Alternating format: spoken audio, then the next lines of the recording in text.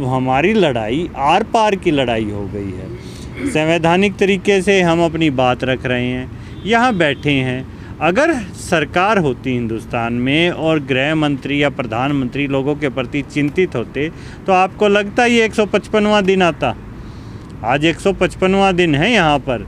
हम आंदोलन में, हमने यहाँ सर्दी काटी है, बरसात काटी है, अब गर्मी शुरू हो गई है। देखिएगा, वो हमारा जज्बा देख लेंगे, हम उसकी हिम्मत देखते हैं। 2 मई को जो रिजल्ट आ रहे हैं 5 राज्यों के चुनावों के और यूपी पंचायत चुनाव के, कुछ बदलेगा माहौल किसान आंदोलन का? नहीं, किसान आंदोलन का माहौल तब बदलता तब किसानों ने अपने कैंडिडेट खड़े किए होते इस आंदोलन में। तब तो हम कह सकते थे कि भाई इतने कैंडिडेट जीते, इतने कैंडिडेटों को इतना वोट मिला। किसानों ने अपने कैंडिडेट खड़े थोड़े किए हैं। हाँ, जिस पार्टी के हैं, बीजेपी की सरकार नहीं आएगी, ये आप मेरे से सुन लीजिए, यहाँ भी नहीं आएगी। और यूपी चुनाव में तो जो ये कैंडिडेट्स जो खड़े हुए हैं, इनकी बिल्कुल जमानत जब्त होगी। आपके सामने 2 तारीख को नतीजे आ जाएंगे। लेकिन किसान तो काफ़ी रैली करे थे, वो पंचायत करे थे जहाँ जहाँ चुनाव हुए हैं कई राज्यों में, तो वो भी कुछ इच्छा जता रहे हैं अपने कि हमारा कुछ इसका प्रतिफल मिलेगा, हमने जो मेहनत करी है किसानों ने जाकर के चुनावी राज्यों में जाकर के। भाई, किसान इतनी ज़्यादा मेहनत करता है, आपने अगर किसानी की हो तो किसान इन छोटी मोटी बातों को नहीं देखता, ये बीजेपी वाले देखते हैं। शायद आपको पता ना हो, 1 एकड़ में 1 कट्टा गेहूं का बीज लगता है। जब हम बोते हैं फसल को तो 40 किलो के आसपास अनाज लगता है।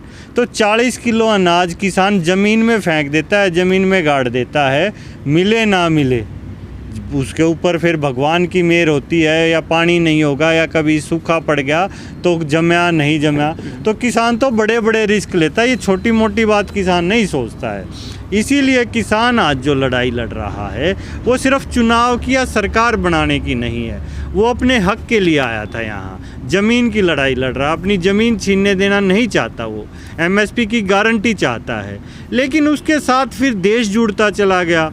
अब किसान ने सोचा कि चलो भाई, आज ना सरकार सुन रही है ना विपक्ष सुन रहा है, इस देश की कोई तो सुनेगा। तो किसान ने सुनी। आज तेल, पेट्रोल, डीजल के भाव, इन सब के खिलाफ किसान लड़ा। बंगाल में जाके चुनाव प्रचार बीजेपी के खिलाफ हमने किया। तो ये किसान की सिर्फ बिलों की नहीं, ये किसान की वहाँ जाकर सरकार के खिलाफ भी लड़ाई है। अभी तक किसान ने कोई पार्टी थोड़ी बनाई है कि पार्टी चुनाव हार की। किसान पार्टी भी बनाएगा, किसान चुनाव भी लड़ेगा और किसान सरकार भी बनाएगा। लेकिन समय, अभी हम सबको समय दे रहे हैं। अभी हमने सरकार से डिमांड की है, किसान ने अपनी बात रखी है।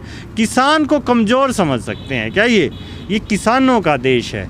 114 करोड़ से ऊपर इस देश में अकेले किसान हैं। पूरे देश में बीजेपी का विरोध किया, कहा कि बीजेपी को वोट मत देना, किसी को भी दे देना। उसके बावजूद भी अगर लोग बीजेपी को वोट देते हैं तो फिर क्या फ़ायदा है? गजेंद्र जी, थोड़ा सा आपके शब्दों में झोल है। विरोध अलग चीज़ होती है। हमने विरोध नहीं किया, हमने देश में जागरूकता फैलाई। बच्चों को नकारात्मक नहीं हम पढ़ाते, बच्चों को सिखाते हैं जो अच्छा है। हम यहाँ जो देश में कमियां हैं, जैसे अब ये कोरोना, और ये किसकी जिम्मेदारी है? ये सरकार की जिम्मेदारी है। चलो कोई बात नहीं, आपदा आई, कोई देश से आपदा नहीं आई, विदेश से आई, तो भाई गृह मंत्री इस्तीफ़ा दे दो, विदेश मंत्री इस्तीफ़ा दे दे, प्रधानमंत्री इस्तीफ़ा दे दे। और पहली बार हिंदुस्तान में ऐसी सरकार आई थी, अब की बार भाजपा सरकार नहीं थी, मोदी सरकार। जब मोदी ने अपनी जिम्मेदारी पर देश में सरकार बनाई है, तो आज जब देश में बुरी परिस्थितियां हैं तो मोदी को जिम्मेदारी लेते हुए त्याग पत्र तुरंत दे देना चाहिए, उसका नैतिक फर्ज बनता है। और अगर वो त्याग पत्र नहीं देंगे तो आज तो हम देश में जागरूकता फैला रहे हैं, कल को हम देश में सत्ता भी छीन लेंगे, सत्ता किसान ले लेगा। सर, हम किसानों से बात करते हैं, किसान बड़े कन्फ्यूज नज़र आते हैं कि जो हमारे नेता सही रास्ता नहीं बता रहे, किधर जाना है, किस पार्टी को या किस राजनीतिक दल को हमें समर्थन करना है। नहीं, किसान कन्फ्यूज नहीं है। जब फसल बोते हैं तो 3-4 दिन लग जाते हैं उसको ऊपर आने में, बीज को अंकुरित होने में। तो ये जो 3-4 दिन का माहौल होता है ना, उसमें किसान से घर नहीं बैठा जाता, उसे पता है 3-4 दिन लगेंगे, लेकिन फिर भी हम जाकर उंगली मार कर देखते रहते हैं एक एक बीज को कि हाँ भाई क्यों नहीं हुआ। हम समस्या की जड़ तक जाएंगे। अभी सिर्फ ये नहीं कि ये भाई कानून वापिस, एमएसपी, ये तो हम कराएंगे ही। देश में जो और समस्याएं आ रही हैं, निजीकरण की, पूंजीवाद की, ये समस्याएं किसकी हैं? ये मोदी की क्रिय समस्याएं हैं, शाह की हैं। मोदी शाह इस जमा बराबर में तानाशाह। इस तानाशाही को ख़त्म जो करेगा वो किसान करेगा। या जो आप व्यवस्था का संकट लगाएं या जो बेरोजगारी का संकट लगाएं, बहुत सी परेशानियां हैं देश में, लेकिन सर आप इतनी उनको सारी सबका इलाज करेगा किसान ही करेगा। सबकी इलाज करने की बात कर रहे हैं, सबकी परेशानियों की बात कर रहे हैं आप, लेकिन जो भारतीय किसान यूनियन के नेता वो कहते हैं यहाँ किसी और समस्या की बात नहीं होनी चाहिए, यहाँ सिर्फ किसानों के मुद्दे पे बात होनी चाहिए।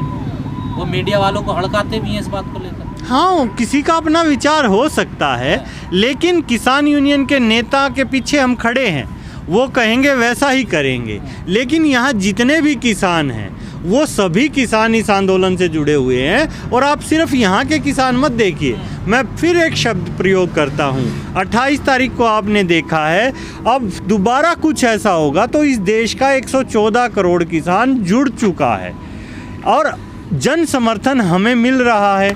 आज आप देखिए, अभी बार बार कह रहे हैं कि किसान को नहीं, किसान को नहीं।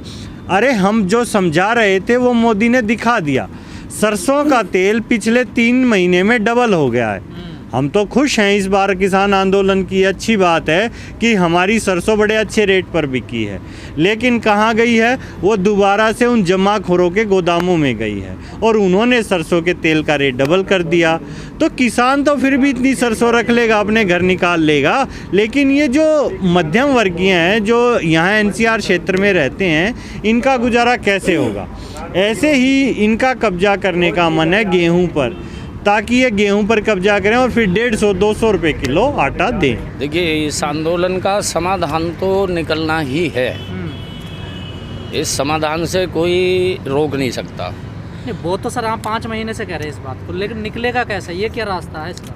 नहीं, निकलने का ये है कि सरकार लगातार जो है वो बैक फुट पे जा रही है और हमारा आंदोलन जो है वो लगातार बढ़ रहा है, देश के अंदर भी और विदेश के अंदर भी। और किसानों के अलावा जो दूसरे तबके हैं उनमें भी ये आंदोलन फैल रहा है। कोई भी तानाशाह जो है वो जनता से बड़ा और ताकतवर नहीं हो सकता। सर आप कह रहे हैं कि सरकार बैकफुट पे है, लेकिन किसान तो कम हो रहे हैं, किसान तो बॉर्डर छोड़ कर भाग रहे हैं, आप सरकार को बैकफुट पे बता रहे हैं। देखो, किसानों की ये बात है कि एक तो इस समय किसानी का जो काम है वो बहुत ज़्यादा है। इस समय जो पश्चिमी यूपी है, देखिए अभी पंजाब में किसानों का संख्या बढ़ गई है, क्योंकि वहाँ गेहूं जो है वो कट चुकी है, किसानों की दोबारा से आवक जो है इधर शुरू हो गई है। ये जो पश्चिमी यूपी और उत्तराखंड है, इसमें गन्ने की पैदावार ज़्यादा है और इस वक्त गन्ना कटाई भी है, गन्ना बुआई भी है और गेहूँ की कटाई और उसके भूसे उसे का काम भी है। ये काम जो है किसान का कम से कम साल भर को होता है। गेहूं और भूसा दोनों चीज़ ऐसी है, आदमी रोटी खाता है और जानवर भूसे का चारा।